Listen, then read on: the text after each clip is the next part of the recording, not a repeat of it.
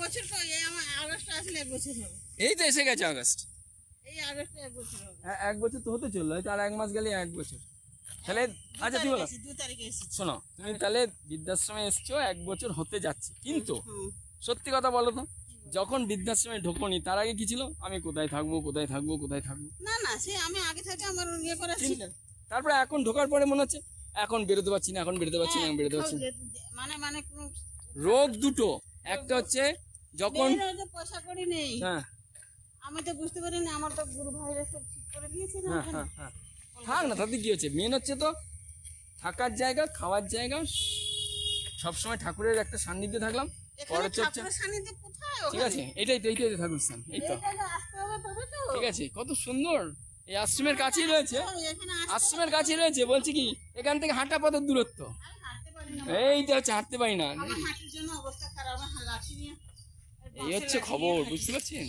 বিদ্যাটাকে দিয়ে গেলাম, ও নালে বলবে কি বিদ্যাটা নিয়ে গেল, দিয়ে গেল না তো আরেক বিপদে পড়ে যাবো, বলো বসো না। বলছি আমি যদি না দিয়ে যেতাম তাহলে বলবে কি, এই দেখো নিয়ে গেল, দিয়ে গেল না তো। হ্যাঁ এ দিয়ে গেলাম, ঠিক আছে, হচ্ছে ব্যাপার। কাল থেকে যাওয়ার জন্য বলছিলাম। এই আশ্রমে প্রবেশ করার পর চোখে পড়বে সহজ সরল একটা আশ্রমিক পরিবেশ। এই প্রতিষ্ঠানটি প্রায় অজানা আমাদের সকলের কাছে। আর এই বৃদ্ধাশ্রমে এই যে পরিবেশ, সবুজ আর সবুজ, নিজস্ব ক্ষেত, চাষাবাদ রয়েছে, গুছানো এই যে বাগান, নজর কাড়ে এখানকার বৃদ্ধবিদ্যা। সঙ্গে সামনের লাল রাস্তা, কিছুটা গেলেই পিচ রাস্তা, যোগাযোগ ব্যবস্থাও খুব একটা খারাপ নয়।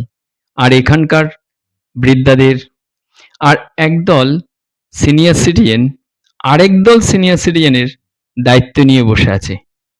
চমৎকার পরিবেশ, এত মাটির গন্ধ এখানে, আর সবুজের সমারোহ, সবটা নিয়ে অসাধারণ হবে আজকের এই বৃদ্ধাশ্রমটি। এই প্রথম কোনো বৃদ্ধাশ্রম এরকম ভাবে,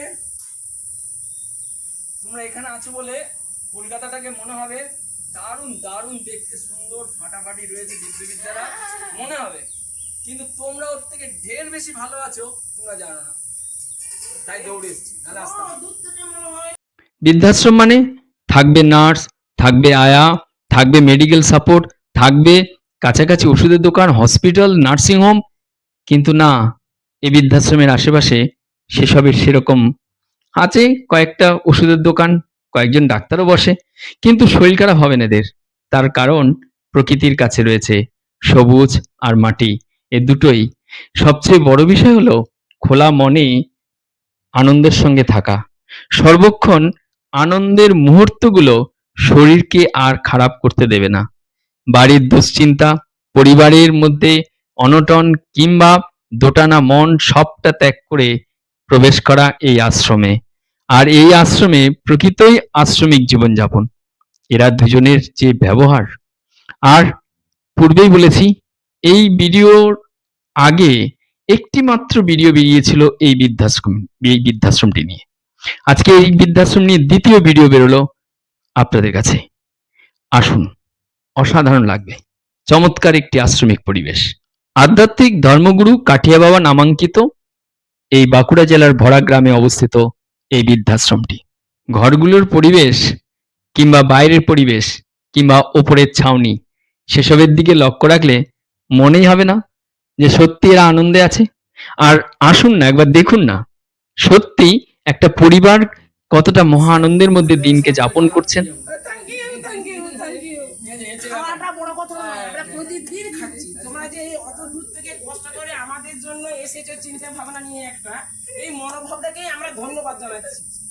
এই কথার জন্য এসছি, তুমি ওইখানটা দাঁড়িয়ে একটা ভিডিওতে বক্তব্য দিয়েছিলে যে আমি এখানে এতদিন ধরে আছি, বেশ ভালো আছি নিরিবিলির মধ্যে, ওই বক্তব্যটা আমি এসেই তোমাকে দেখে আমি বলে চিনতে পেরে গেছি। আর সোশ্যাল মিডিয়া এমনই জিনিস না, এই ধরো আজকে তোমাকে যেভাবে পৌঁছে দিলাম একটা শ্রেণীর কাছে, তারা ঠিক যোগাযোগ করে আসবে। হ্যাঁ, আমি সারা জীবন বারাক করেছিলাম। আচ্ছা 2022 সালে এসেছেন। এই 22 সালে বিষ্ণুপুরে এসেছি, হ্যাঁ। 23-24 সালে আমি এসেছি এখানে। আচ্ছা রামকৃষ্ণ বিবেকানন্দ মিশন আছে না, আচ্ছা ওই মিশনেতে আমি ডেফ অ্যান্ড ডাম্ব ব্লাইন্ড সেন্টারে বিবিএস সেলাই শেখাতাম। আরে বাবা ইতিমধ্যে আমার 2015 সালে কোমরটা ভেঙে গেছে, আমার হিপ জয়েন্টের বলটা নাই। আচ্ছা তো সেই কটক থেকে আমাকে সারিয়ে এনেছে, দান করে দিয়েছে। কিন্তু আমাকে আমার বোন বিষ্ণুপুরে থাকে, আমার বোন আমাকে নিয়ে চলে এসেছে। আচ্ছা এসে এবার আমার বোনের ছেলেটা সেরকম আমার ছেলে এবার দাঁড়াও তুমি এবার দাঁড়াও আমার ছেলে তোমরা ছেলে এখনো বৌমা। সমাজ আধুনিকতা হয়েছে কিন্তু তোমরা সেই সারলতাকে ধরে রেখেছো, যে সারলতা বাজারে বিক্রি হয়ে গেছে হ্যাঁ, আর সেই সারলতা পাওয়া যায় না। নেই, পাওয়া যায় না। কিন্তু তোমরা সেই সারলতাকে ধরে রেখেছো। আর রান্না বান্না তো স্টপ করে দিয়ে এখন চললো আমার রান্না সঙ্গে। বান্না ওকে ডাল ভাত খেলো, হাত চাটবে, এরা রান্না বান্না খেলে। যাক, এখন তোমরা আছো টোটাল 22 জন মতন, তাই তো? হ্যাঁ, হ্যাঁ। আর বলাইদার কথা শুনেছি। আর এছাড়া আর কে কে আছে কমিটিতে?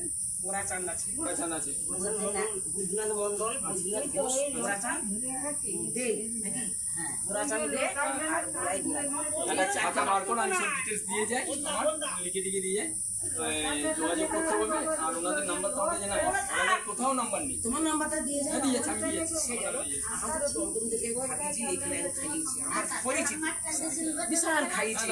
সে মুড়ির সাথে অমৃতি খাবার দাবার অনেক অনেক কিছু খাইয়েছি, ভাবি দি পরিচিত। আপনি ছিলেন বলে না ওই কলকাতার লোকগুলো আসতে চাইছে, তার কারণ জানেন?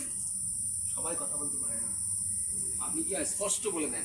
হ্যাঁ, আমি আগের বারও বলেছেন, দেখলাম ভিডিওতে, আর এবার ভিডিওতে এই যে ওনার সঙ্গে পরিচয় হওয়া, একদম পরিকাঠামো দেখুন, অ্যাডভেস্টারের ঘর, ভেতরে সিলিং আছে কিনা, নেই, আছে নাকি সিলিং দেয়নি, আছে, কিন্তু সাদামাটা হলে কি হবে? এটা হচ্ছে বলে এত- একটা নাম্বার। আচ্ছা এত তারপরে ছোট্ট পরিবেশের মধ্যে বেশ বড় জায়গা। কেননা প্রতিষ্ঠানটার পরিকাঠামোটা কেন ভালো লাগবে? নিজস্ব দেখলাম বেগুনও মনে হয় নিজের, বেগুনও তো নিজের, কাঁঠাল দেখলাম, পেঁপে দেখলাম, মোটামুটি সব মোটামুটি সিজনে কিছু না কিছু সবজি হয়, হয়। কপি হয়। আচ্ছা, কপি, টমেটো। আর আপনার নামটা কি জানো? আমরা সুধা কোটাল। আর আপনার নামটা? তবে তবে এই রান্না খেলে কিন্তু তোমাকে আবার আসতে হবে। আসবো আসবো, আমি আবার যাবো মাসি যাবো বাড়িতে। ফোন করে আসবো। ঠিক আছে, আজকে আর আমার খাচ্ছি না। ছেলে নাকি খুব পানি আরে সাবাস। যাবো, ওদের রাগ আর কি যে না ওর আমি চলে এসেছি কেন এখানে, আমার বোন কেন আমাকে নিয়ে চলে এলো মিশন থেকে, হ্যাঁ। আর আমাকে এখানে আসতে বাধ্য হলাম কেন? ওই জন্য ছেলে বলে রাখ, কারণ আপাতত একটু আস্তে আস্তে করে বিয়ে হচ্ছে, আমি এই জুলাই মাসে যাবো। খুব ভালো বাবা তোমার, আমি সবচেয়ে আশ্চর্য লাগছে যে একটা মানে ভিডিও দেখে তোমার মনটা সেখান থেকে মানে আমাদের অনেকদিন এখানে ধরে ভাবছি কবে আসবো কবে আসবো। এই যে আসলে এমন এমন প্রতিষ্ঠান আছে না, যে প্রতিষ্ঠানগুলো কোনো প্রচার নেই, এই প্রতিষ্ঠানের কোনো প্রচার নেই। হ্যাঁ, এই যে কিন্তু কেন সোদপুরের জমাতার মোড়ের কাছে পাঠে বাবা আশ্রমটা গঙ্গাধারে, চরের তো প্রভাব আছে, আমরা তো জনপ্রিয় জায়গাটা, হুম। আমাদের কাছে এটা জনপ্রিয় আছে, কিন্তু গ্রামগঞ্জে যে আছে সেটা একদম প্রচার হয়নি। যাক, এবার আশা করি মানুষের কাছে পৌঁছে যাবে, আপনারাও প্রচার করবেন সবাই মিলে। একটা পেন দিস না, দিতাম না, আমি নাম লিখে গান আছে জানো তো, তোমার মহাবিশ্বে কিছু হারায় না কখনো, তোমার মহাবিশ্বে কিছু হারায় না কবু, আমরা অত অন্ধ মায়া, তাই তো কাঁদি প্রভু, কিছু হারায় না গো প্রভু, তোমার মহাবিশ্বে কিছু হারায় না গো প্রভু। গানটা আরো অনেক বড়। সত্যি হারায় না কিছু। তোমার মতো তোমার ভুবন চিরপূর্ণ হে নারায়ণ, তোমার মতো তোমার ভুবন চিরপূর্ণ হে নারায়ণ, দেখতে না পাই অন্ধ নয়ন, দেখতে না পাই অন্ধ নয়ন, তাই এই দুঃখ প্রভু কিছু হারাই না গো প্রভু, মহাবিশ্বে কিছু হারাই না গো প্রভু।